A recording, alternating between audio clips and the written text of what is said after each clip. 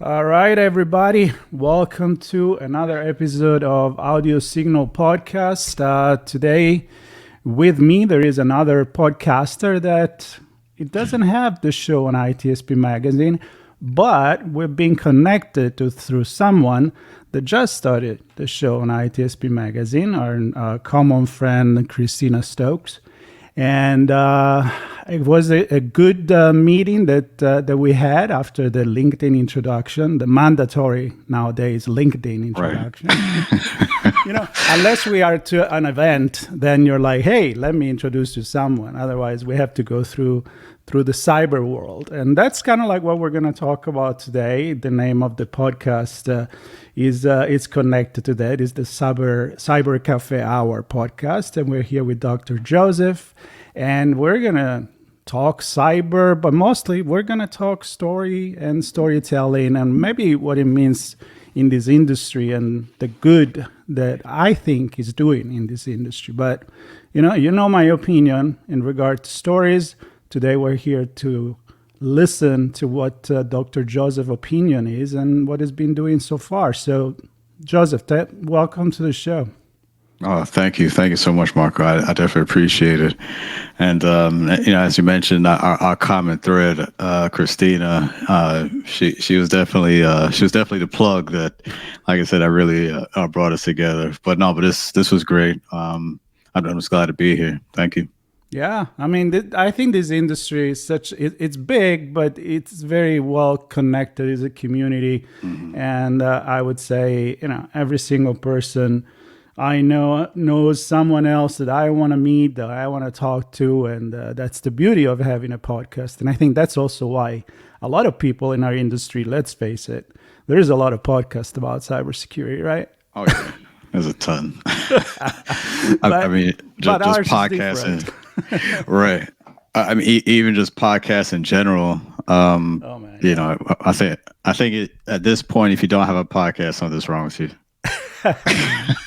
It's like you don't have a website, right? Years ago, and now it's like, what? You don't have a podcast? What's wrong with you? Yeah. Well, let's start with you. Really, your background for those that don't know who you are, and how you ended up in the cybersecurity industry, and then, of course, into podcasting. Sure. So again, yep, my name is Dr. Joseph J. Burt-Miller Jr. I am a cybersecurity engineer with the U.S. government. I started my career actually with the military right after high school. Graduated like 2002, a long time ago. But right after high school, I went right into the Air Force. Did my basic training over in Texas. I did 4 years in the military. So during that time, I was focused on. I didn't do IT then. I did HVAC, and that's those who don't know, heat and ventilation, air conditioning. So I was an HVAC technician. And then after I got out the military, went to the civil government service, and I bounced around quite a bit. I started at the VA hospital. Still doing HVAC, and then I did that for about 5 or so years until I finally got through into IT. And maybe if I could just share a little bit with that, how that got going, because for one, and I think this would be helpful for those who are currently in the space where they're trying to get started or try and make their way, whether they're working on their 10th resume revision and things of that nature. I get it, because it took me to the point I had to deal with a lot of failure trying to finally break into IT. I remember I was applying for jobs and I didn't get through. I was getting like at least 7 rejections, at least, almost to the point where I was like, I was about to give up, and because I felt like it wasn't working. And at that point in time, I was studying for my bachelor's in computer information systems at that point in time. And, I was very determined to get through. And then once I finally did, it did make it that much sweeter, because I understood it wasn't just handed to me. I didn't get it that first try. I really had to work, and each rejection, I was working to try to improve myself. How could I make myself better? And once I finally got through, my first supervisor, who I really hold in high regard, because I think he saw something in me to finally give me that chance. And then I think he noticed the hunger in me as I was, I was coming in IT. I was new. I was very green, anytime there was any projects or anything like that. And so maybe some of the more of the veterans, they're like, I don't want to do that. Me, I was raising my hand. I'll do it. Cause who am I to turn it down? Cause I look at that's experience, and that's something that I didn't have yet. And I was very eager to learn. And again, I think that's what he saw. He saw that hunger, and he would give me projects that he felt that could really help me to really grow.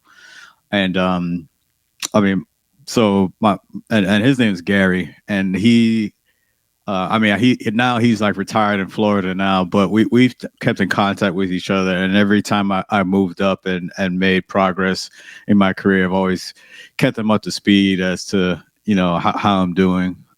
Because he kind of really helped me to really set that foundation, and also shape my mindset of how to really treat people, honestly. Because I think a lot of times within this career field that I've seen, and just from my experience, just you have folks who are very intelligent that know their stuff, that could speak, like I said, they know it back and front when it comes to any particular topics when it comes to cyber, but the way they treat people is horrible. And I think we've all maybe encountered those type of people where yes, very smart, genius, can't question it, but they don't know how to talk to people. Almost like they talk down to you because you don't know that same level of intellect as them. And that's what from my career and for me, and I guess just to finish that thought, yeah, I started the VA, and then I went to the Midwest. I worked at the VA in Omaha, Nebraska. Worked at the VA there. Worked at Offutt Air Force Base as a system admin. Came back to the East Coast. I worked at the DoD Cybercrime Center, which was very fun, and then over to DHS, and then now where I'm currently at with NSA.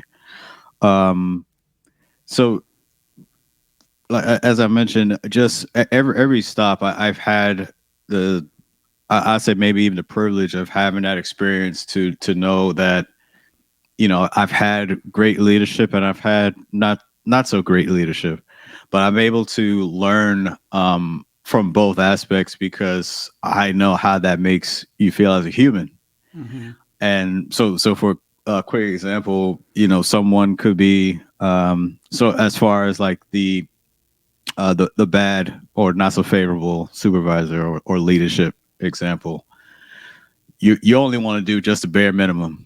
You do just enough, when the time hits, all right, I'm out and done. I don't care where I'm at, finished, done for the day. Yeah. Now, when you have a great leadership, man, you're just willing to do anything for him or her. You're willing to just run through the wall for them, because they take care of you, and you want to do the same. You want to make sure you take care of them. And I think that really shaped my philosophy in how I want to, for myself, how I want to treat people. Because now within I just recently got a new position. I'm going to be serving as a division chief. Nice. Within the agency. Oh, thank you. And I'm really excited about it, because now because I've always wanted to be in a position where I could have that influence and be able to give people a chance and to have that authority. And one of the things I even said during my interview was that I want to bring back to the position to be more people centric, more people focused. Yes, the mission is important. Can't question that. We have to make sure we get the mission done. I'm not questioning that, but at the same time, it doesn't mean we have to treat people like less than, because of it. So I think I want to bring that back to that position, to that leadership. And just like I said, just I think leadership in general. I mean, and maybe even we try to even reevaluate the people that we do put in these type of positions. Yes, like as I mentioned before, yes, they may be smart and know their stuff, but how do they treat others? Can they curate teams? Can they get people to work together towards that one common goal? Yeah.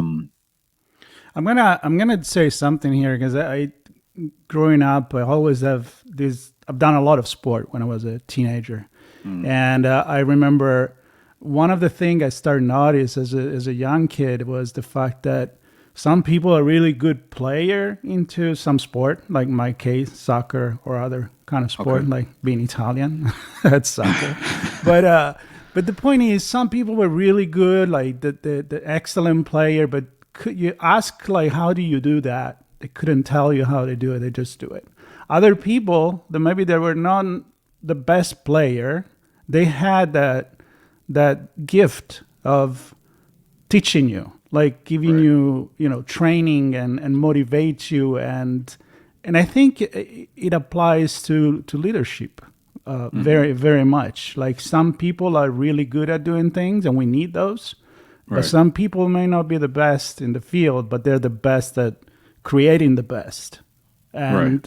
And so I mean, it's a parallel that it doesn't matter who you're leading and where you're leading. Even in a family, you want to be a good leader for your kids. You need to be understanding. You're not a dictator, Right. right? Right. Exactly. So yeah, and I, the role of storytelling into this, I feel like telling story and giving example and metaphor, and that's the core of motivating people. no, Marco, I'm glad you even brought that up because I always believe that sports and cybersecurity are not that different. Hmm. I think, as you say, because even as you gave that example, I'm thinking of, so for me, my top sport is basketball. I mean, I love basketball, football, baseball, even hockey. I started getting to hockey probably like in 2020. And I actually, hockey is very fun, especially if you go to the game. It's a lot of fun. I actually put it up there with NBA as far as fun level. It's pretty fun. But no, as you even laying that example out, you think of, so in terms of basketball. So yeah, if you have a player that's really great, can score 40 points a night, 30, 40 points a night, just unstoppable. But they would be considered maybe a ball hog because they don't get their teammates involved to try to make them better. So then that player's individual stats is great, but their team record is horrible because they're just not winning. Um, Now, on the flip side, yes, you may have someone, maybe they're not scoring the 40 or 30 points, but maybe they have a lot of assists. You know why? Because they're getting the other teammates involved, making sure they put them in a position to be successful. And they look at that overall record, they're winning. They're in the playoffs because that leader, he's sacrificing maybe his personal stats or his personal accolades so that way the whole team can succeed.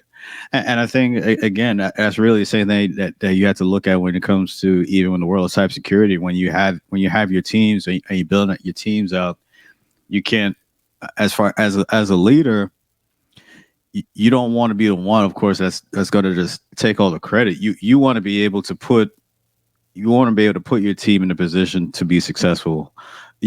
Understand their strengths, and that, of course, that's going to take time to curate relationships with your team, to develop chemistry. The best teams are the ones that have the best chemistry.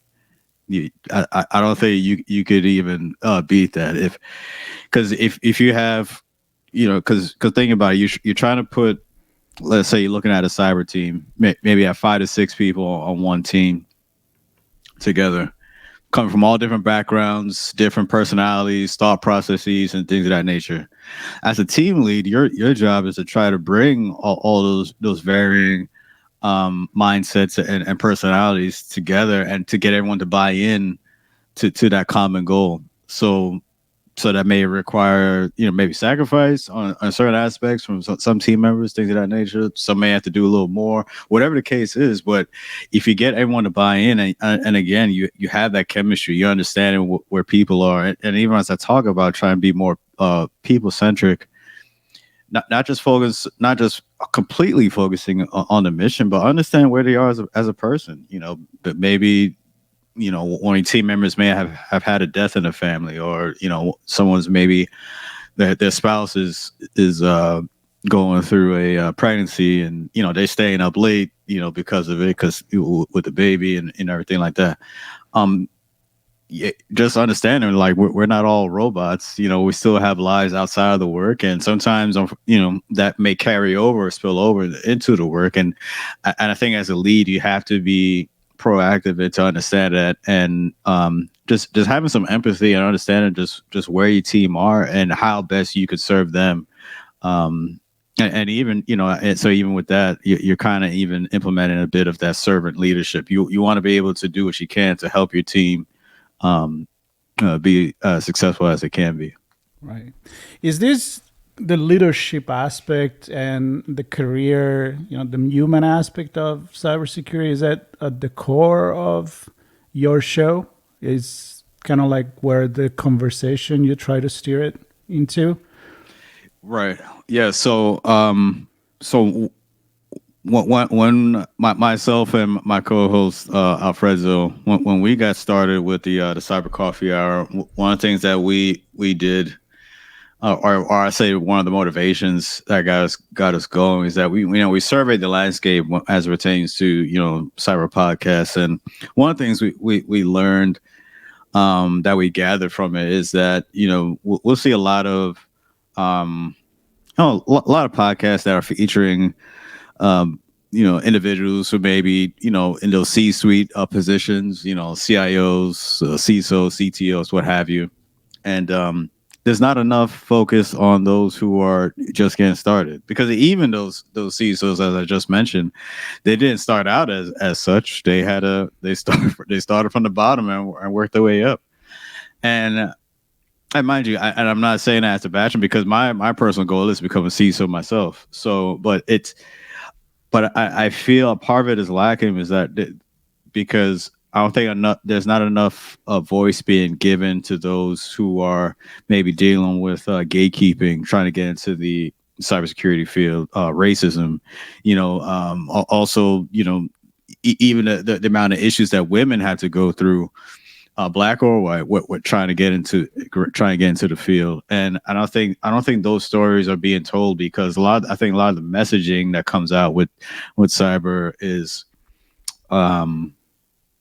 well, for one, you have one side that will say that there's a big gap, cybersecurity jobs gap, and it's continue to widen.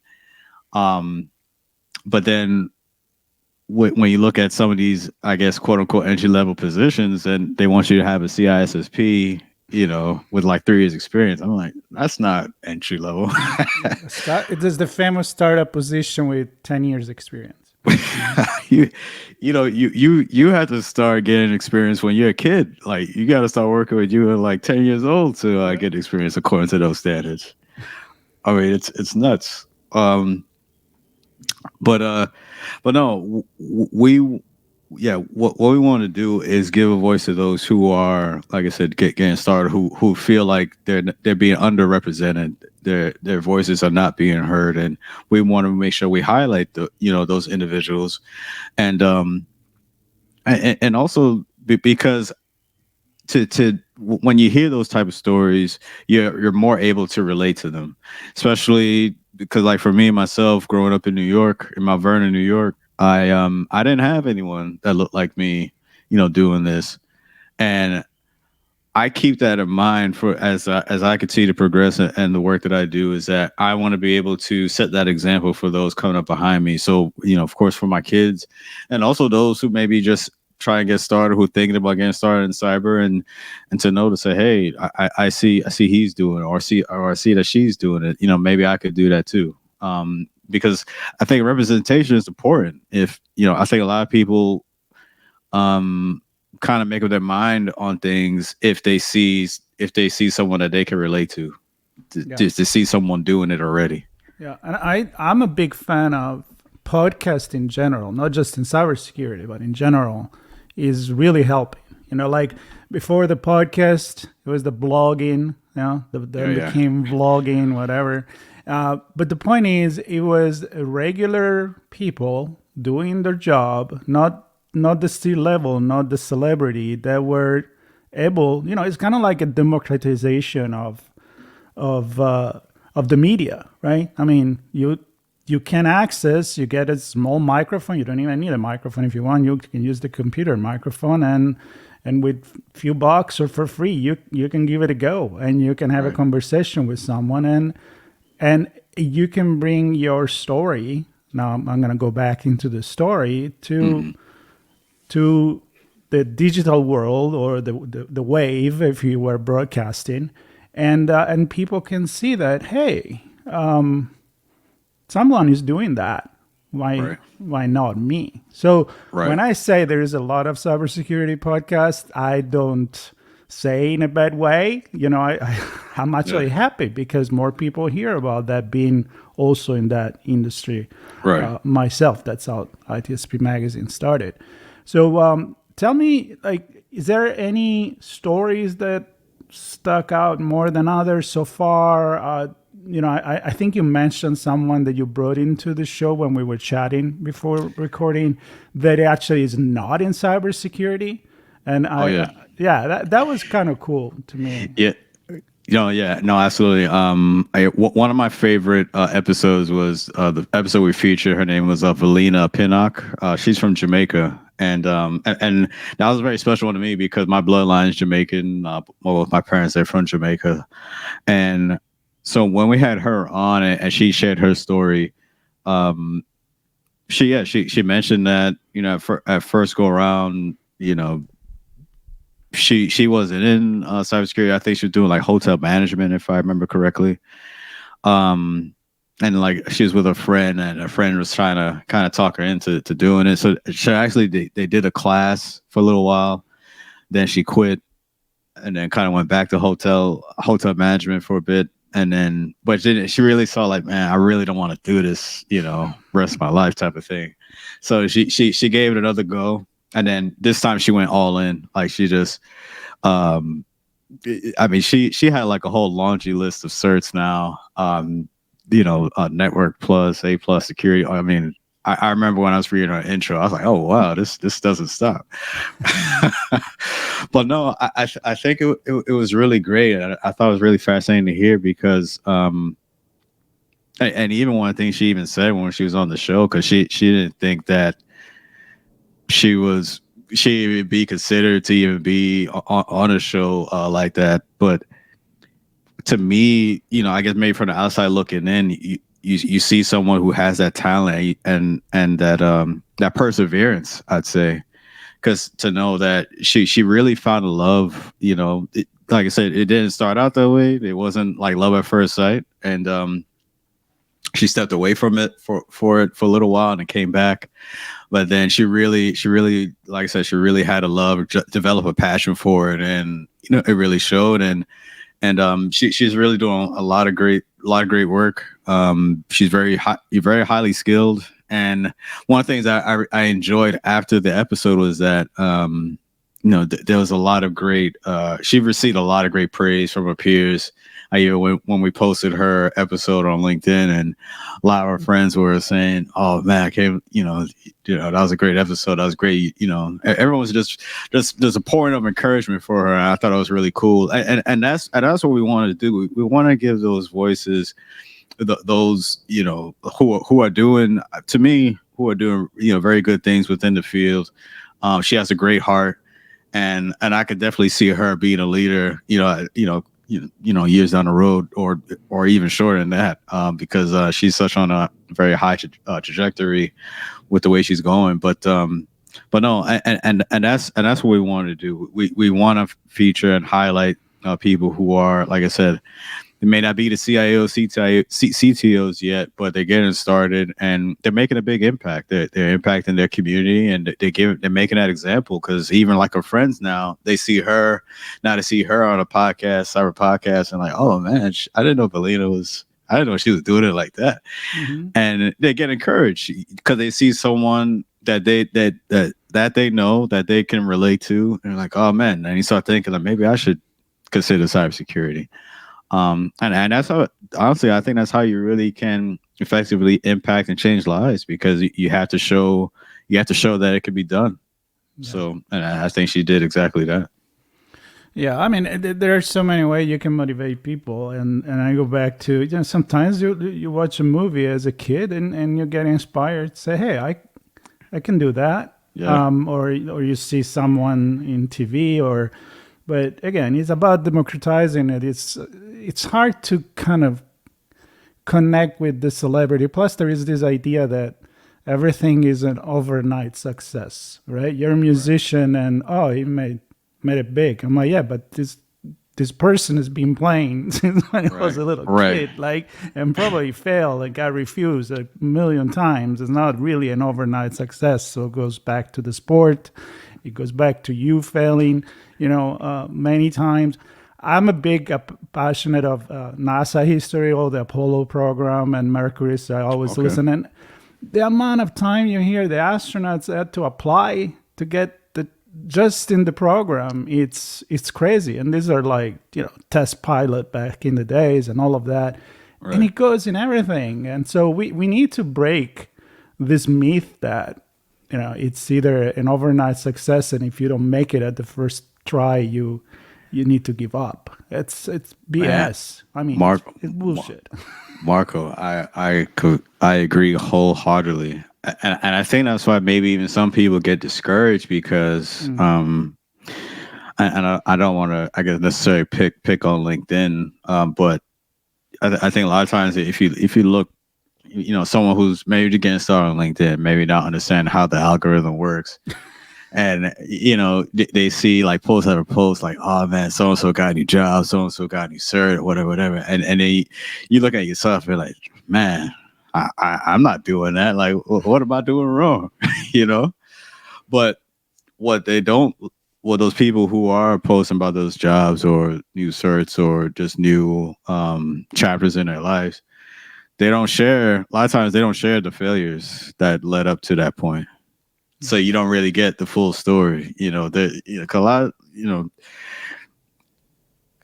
it's hard to do that because I think a lot of people, it makes them vulnerable. They don't want to talk about the losses. They only want to talk about the wins. And for me, I think it's important to talk about the losses as well, because that's part of the journey. For me, when I pursued my Network Plus certification, I took it originally in 2017. At that point in time, I took it with my Security Plus cert. I passed the Security Plus first try. Man, I think it was like a week or two later. I didn't study as hard, admittedly, for the Net Plus, because I thought it was pretty much similar to the Net Plus. Failed. But then in my mind, I'm like, I'm not going to be a network engineer. I'm not going to need this. So I left it alone for years. And then until I got to the NSA, I started last year. And when I received my the projects that I was being assigned, and I was like, oh man, I see this is like a little bit more technical. I think I need to go and get that Network Plus. So so then last year I took it again. In May, I failed it then, and then again in December of last year, failed it again, and then was still determined to pass. I still wanted to get it, and I took it. I think last month. I took it last month and passed. Finally passed. So, and each time, even with that, even the failures, I post the failures too, because I think it really goes to show, because I think a lot of people feel, as you mentioned, if they feel like they don't get it their first try, or they fail, like that they're a failure, and that's not true. To me, that shows courage. I mean, you're still trying, to work at it. I think the biggest travesty is when you fail and then you don't try again, because you never know what you're missing once you finally get to the other side of failure. And that'll be my message to anyone, even listening to this. Like, no matter how many times you fail, if it's something that you really want to pursue, something that you believe in, keep going at it.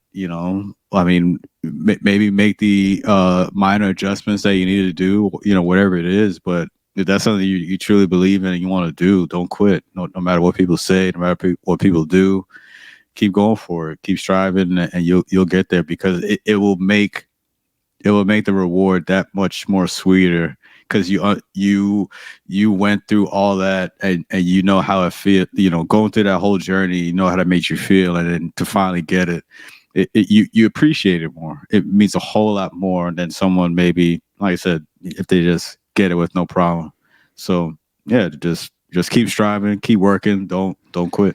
Hey, look, when you look at stories, any story, you can work to Disney, master of story with cartoons and all of that, but any other movie or book, there's always that failure. Many times it's a lot of failure.